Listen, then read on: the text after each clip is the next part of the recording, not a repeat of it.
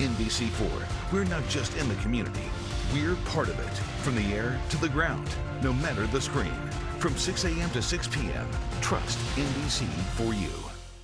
I want to thank my guests, John and Emily Smiley. Thank you all for watching. We love you, everybody.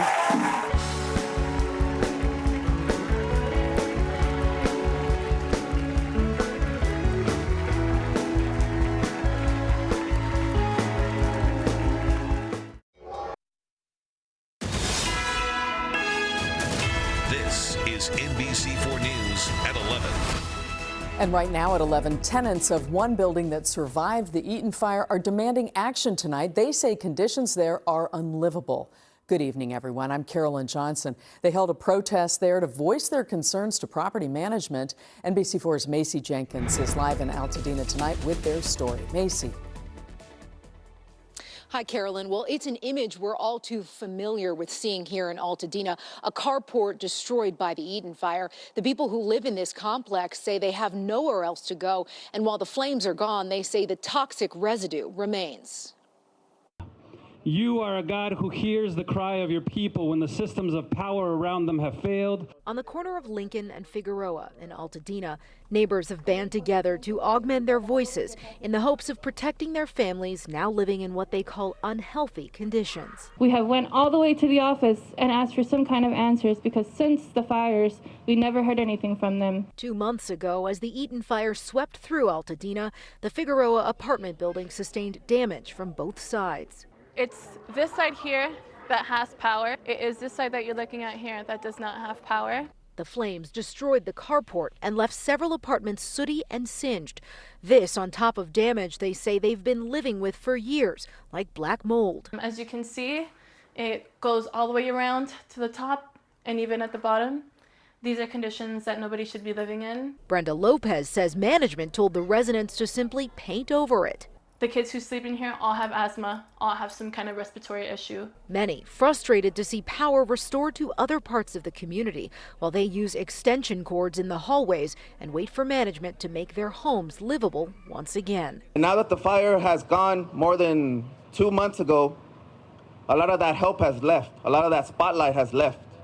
And there's still a lot of families and people that are suffering and going through many challenges. The building's management team sent a statement to NBC4 tonight saying the management company has been working diligently with various agencies and departments to restore services to the units.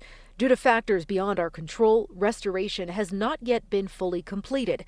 The environmental cleanup, however, has been completed for 42 of the 47 units, and the remaining units are scheduled for completion tomorrow. Management went on to say that they've met with many of the people who live here and understand their frustrations. They insist their goal is to restore a sense of normalcy to the people who live here, to all of their tenants. Reporting live in Altadena tonight, Macy Jenkins, NBC4 News. Macy, thank you. New tonight, firefighters battled this fire at a vacant school building in Westlake. This is on West Wilshire Boulevard. They managed to knock down the flames in just about 30 minutes. No injuries were reported. Our other big story tonight, the city of Los Angeles facing that would address the shortfall. Thousands of layoffs are likely, along with increased fees for people living in LA. NBC4's Darsha Phillips is live at City Hall for us, where she spoke with the city controller about what can be done. Darsha.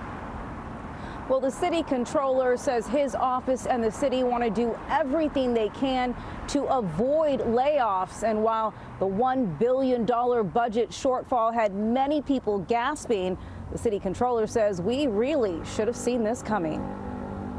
A staggering $1 billion budget deficit projected for the city of Los Angeles. It took many by surprise, but City Controller Kenneth Mejia says he's been sounding the alarm for the past 2 years. We're going to be tough choices to be made, and actually we already started last year because this is the second year in a row where we suffer from a budget deficit. So we've been in a hiring freeze since January 2024. Mejia says the three biggest issues: people are spending less, revenue from business taxes and hotel taxes are down more than $300 million. The city is drowning in liabilities, paying over $300 million in lawsuits, and salary raises to employees, including police and fire, has the city on the hook for $250 million. To close the gap, thousands of jobs could be cut, but Mejia says that is a last resort. His office will be looking closely at the budget to find other ways to deal with the deficit. So just looking at certain funds to see if there are any unused dollars being spent, especially in our special funds, and see if those could be used to cover costs. In addition, seeing how much we're actually spending compared to what we're budgeting for. One portion of the budget, parking tickets. It's supposed to be revenue generating, but for the last several years, the city has lost money. There is a $65 million gap between. That's because parking enforcement staff has been cut and remaining staff have been busy doing non-revenue generating work. We're not making any money, right? Yeah. That sucks. And while some are happy they haven't been getting parking fines, parking tickets are not fun. They're a little expensive. It's all adding to the ballooning budget deficit. And to balance this budget, we may see things like higher parking fines, higher fees for services, and possibly higher taxes. There are three ways generally how you can raise money, right? It's you either raise taxes, you can raise fees or fines, or you can also get subsidized, either from the federal government or the state government. But all those things, right, are very sensitive issues.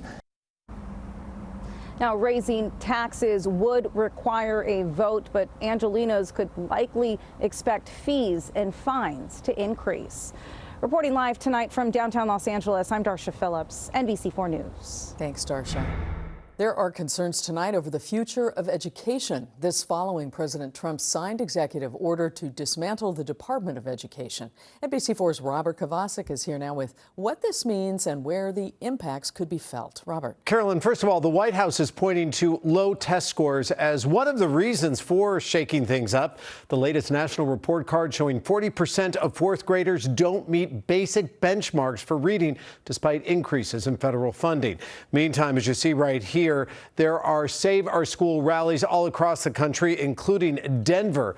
But tonight, right here in California, some are predicting dire ramifications. President Trump tonight looking to keep a campaign promise. I will sign an executive order to begin eliminating the federal Department of Education once and for all. At a White House event with school children and Republican governors. The Democrats know it's right, and I hope they're going to be voting for it because ultimately it may come before them. That's because this order may have little practical impact. Only Congress can abolish an executive agency, a move Democrats oppose. Education Secretary Linda McMahon promising full transparency with Congress. Because we'll convince them that students are going to be better served by eliminating the bureaucracy of the Department of Education. The White House said today core department responsibilities like managing student loans and Pell